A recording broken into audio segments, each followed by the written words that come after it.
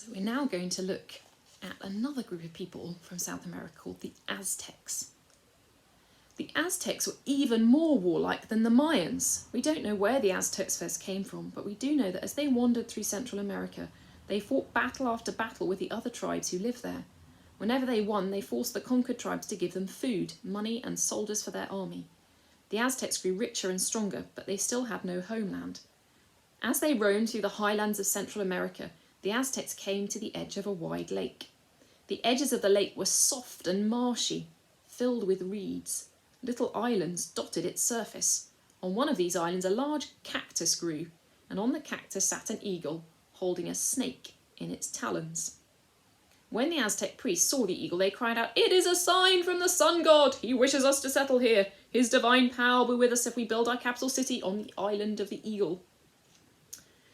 The Aztecs wanted to please the sun god, but when they launched their canoes and paddled over to the island, they found that much of it was soft and muddy. How could they build a city on marshy land?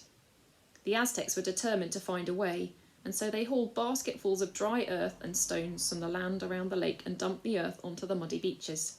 They pulled basketfuls of mud up from the lake bottom and filled it in the pools and swamps. They cut poles from the trees surrounding the lake, drove the poles down into the bottom of the lake and attached reed mats to the poles. Then they filled the fenced-in areas with more dirt and mud. Slowly the island became larger and drier. The Aztecs built more and more houses in their new city. They named it Tenochtitlan. Today, the lake where Tenochtitlan stood is called Lake Texcoco. More and more people came to live in Tenochtitlan. Even though the island was not very big, this floating city had over 100,000 Aztecs living in it. More parts of the lake were filled in so that stone buildings could be raised. Canals edged with stone channeled the water away from the foundations of the city. The canals also acted as streets. Often the Aztecs travelled through their capital city by canoe. Smaller cities grew up around the edge of the lake. The people who lived in these cities grew corn, squash, tomatoes and beans, paddled canoes full of food over to Tenochtitlan and sold the food to the city dwellers. But the Aztecs of Tenochtitlan did not rely on the shore for all their food. They learned how to grow crops in the lake.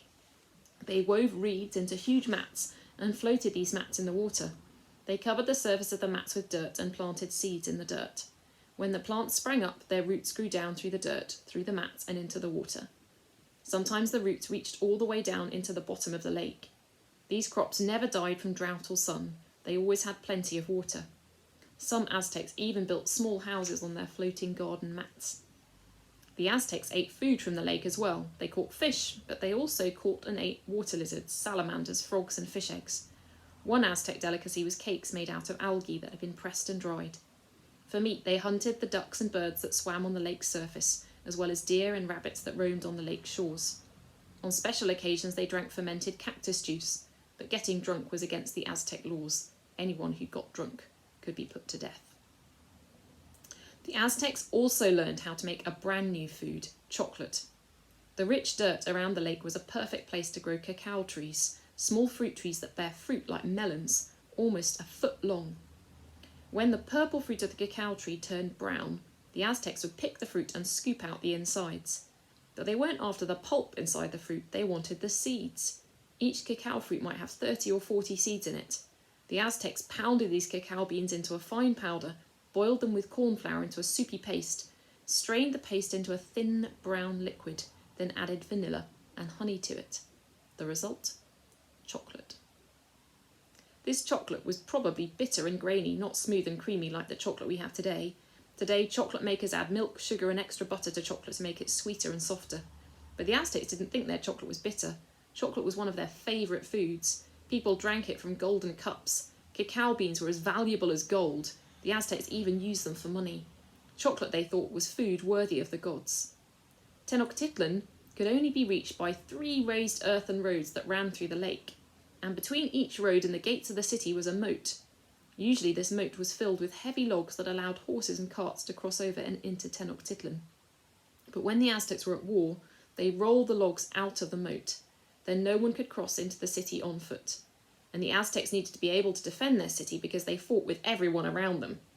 Even though they had a beautiful capital city and plenty to eat and drink, they raided nearby tribes and kidnapped men, women and children to sacrifice to their gods. The Aztecs were prosperous, but they were also hated by the other tribes of Central America. Now, I have found a video that I'm also going to send through for you to watch, which will show you a cacao pod, and you'll be able to see how that cacao pod is turned into chocolate today.